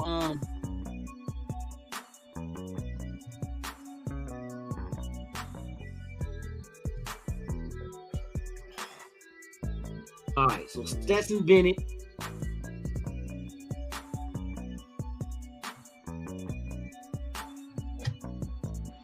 Okay, look at Stetson Bennett, senior. We know quarterback, 5'11". Another dude that's not the greatest in size, 190 pounds. Now let's take a look at his college career. So let's go to Georgia. So we're looking at, okay, his passing percentage. Damn, that motherfucker played 4 years. Let's see, last season, 2022, his completion percentage was 68.3. 2021, it was 64.5. 55.5 in 2020, and then 2019 was 74.1. So he has good potential. Like I say, last year 68.3, not that far off from 70. I like that shit. Touchdowns and interceptions, 27 touchdowns and 7 interceptions. The year before in 2021, 29 touchdowns and 7 interceptions. And then in limited roles in 8 games in 2020, he had 8 touchdowns, 6 interceptions. In 5 games in 2019, 2 touchdowns and 1 interception. So, hey, I think the knock on Bennett is in size, bruh. 5'11", 190. That motherfucker is the same size as a fucking corner. You know what I mean? That's the only knock. He's a little dude. But, I mean, he takes care of the ball. He got high in his completions. You figure out of the 4 years in college, only one time he did not reach 60%. His highest mark is 74.1%. But that's on limited information, because that 74.1 is misleading because he only played in 5 games. So, you know what I mean? That's kind of like, you knock down 5 free throws and I knock down 100. I'm 100%, you 100%. Mine's more impressive because the volume of work. But yeah, that's that bit.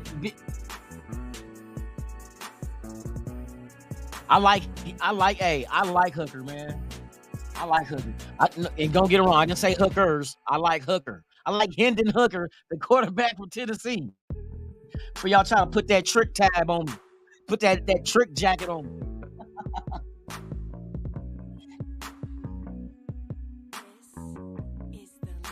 He said, nah, hell no. Nah. If Levis would have went to any other school, he's fucking. Like I said, his percentages are not bad. Completion percentages, right? But the turnovers are massive. That tells me he's forcing it. You average an interception a game, either you're forcing it or you're not paying attention to the defense. You're not reading them right. But I think, because from going by what he said in the combine, I'm going to go show my guns off. Bruh, and why not show off your accuracy? Why not show off your skill set? Not your arm strength, your arm. So I'm knowing he's that cocky dude that just think I can thread between 3 fucking defenders and make the completion and gets the shit picked off. You don't need that kind of mentality. Not on this team. You got all these weapons around you and you want to try to be the playmaker? That's what I'm saying. And then you look at Stroud, he takes care of the ball. He doesn't turn it over like that. He gives you high volume of passing touchdowns, right? And his completion percentage is up there. So he completes the ball and he doesn't turn it over. Same with Hooker. But the difference of Hooker and Stroud, I like Stroud at 6'3". What is he, 211? I think. Was he 211? I think he was. But Hooker is 6'4", 222. and only had 2 interceptions last year with 28 touchdowns. That's beautiful. With a 69.3% completion rate. That means he was damn near at 70%. That means out of 10 passes, you're completing 7. For those, that not really good with math, but yeah. Out of 10 passes, he's completing 7 of those. That's your completion rate. I'll take that all day long. All day long. Because as you see, nobody else out there you ain't in the 70s and 80s as a college quarterback. Nah. Your rotation of fucking players, it changes. When you bring in new receivers, fresh out of high school, and then you got redshirt freshmen, and then you lose your guy that you was with 2-3 years to the draft. You know what I mean? There's all kind of different factors in that. Now, a lot of people might negate CJ Stroud because of the weapons he had at Ohio State. But in correlation to that, if he comes to the NSA, we draft him. If he comes to the Raiders, ain't the talent that wide receiver on our team better than theirs at Ohio State? So what? It's going to increase his production? But I don't think he's going to start. So you got time to learn the system. Then you get an opportunity to fight for a starting spot. You know what I mean? Who you talking about? Who did CJ Stroud have to throw to? Fuck. 2 of the motherfuckers. Hold on, watch this. Let me show you. Let me show you their. Let me show you the numbers of their receivers. And then you just know CJ Stroud was the one throwing to them.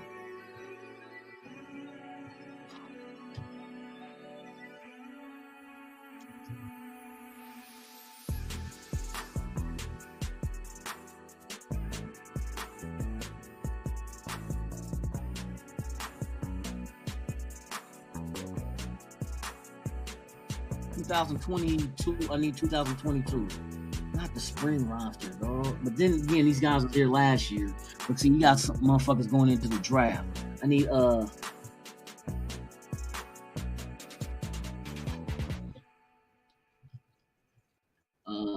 me see. We need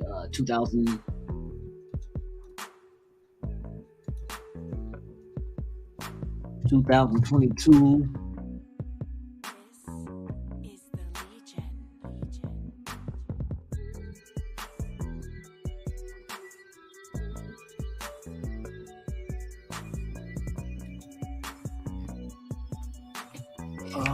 Let's see, where you at?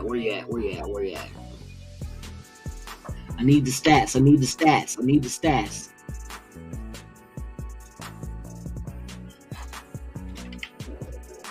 Hopefully they give me the stats. News, where's the stats at, man? Get rid of this shit. The stats.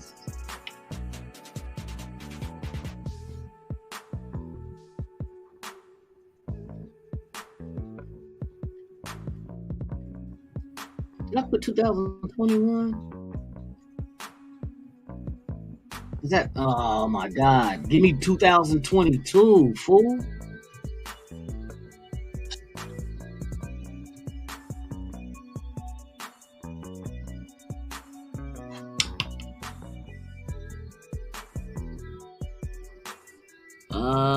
Let me see. I need the stats.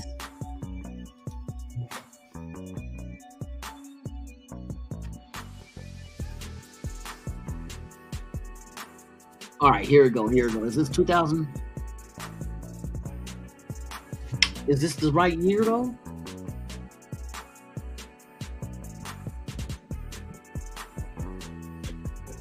All right, now let me show you exactly what this wide receivers had this past year. Now look, in 13 games, you got Marvin Harrison Jr., wide receiver, 1,263 yards, right? The next wide receiver was Ibuka, 13 games, 1,151 yards. Then you have Fleming at wide receiver with 533 yards. He had 2,000-yard wide receivers in college. 2. And Marvin Harrison Jr. is a fucking beast. He is a beast.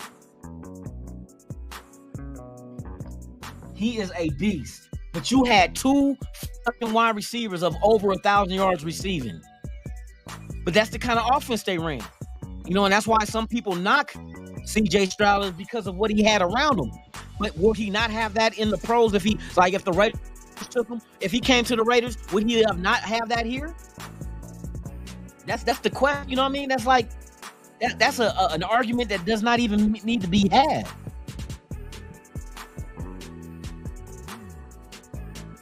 Yeah, but I'm showing you their stats though. Look at the stats that these motherfuckers had. Man, these motherfuckers was eating. And to be honest, they should have made it to the motherfucking national championship. If it wasn't for the kicker? That's the shit. Because he single-handedly got him. CJ Stroud got their ass down there in fucking field goal range, using his legs and throwing. Bro, I ain't gonna never forget that game. I forgot what casino I was in. Me and my homeboy, we was up there watching that shit, man. I thought it was a given, like, oh yeah, Ohio State did shit. That kicker fucked that all off. For real, for real.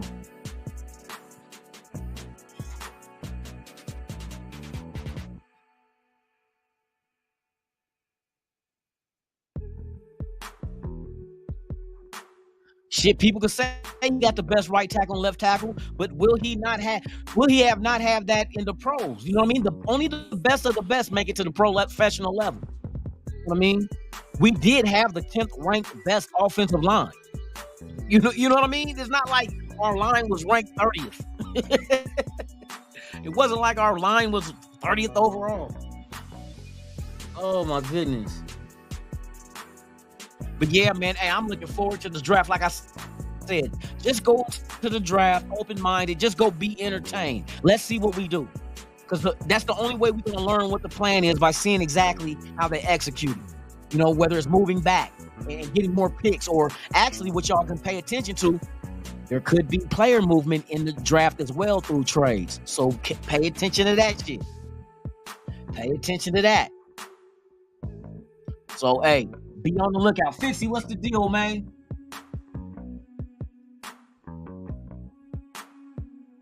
Yeah, they say the whole offensive line is pro caliber, but we'll see. We'll see.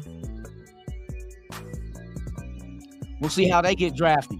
They should get drafted high then, because it's not very deep. Well, there's a lot of good offensive linemen. I ain't gonna lie. There's some good offensive linemen in this draft too. 5-star recruits. Yada yada. All right, Kush, go ahead and handle your business, man. Hey, thank you guys for hanging out, man. Yeah, y'all go check out Working Out with Kush on his channel. If you have not subscribed, please subscribe. Hit that like, man, and support everybody within the nation as well as NWA, man. It's only one nation, the Raider Nation, man. Hey, I appreciate each and every you guys. Man, I done lost track of time and shit.